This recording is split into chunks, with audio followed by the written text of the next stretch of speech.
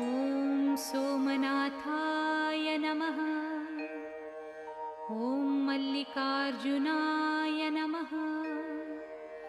ॐ महाकालेश्वराय नमः।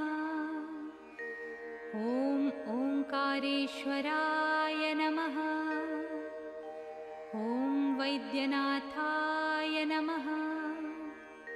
ॐ भीमशंकराय नमः। ॐ रामेश्वराय नमः। ॐ नागेश्वराय नमः। ॐ विश्वेश्वराय नमः। ॐ त्र्यंबकेश्वराय नमः। ॐ केदारेश्वराय नमः। ॐ भुस्मेश्वराय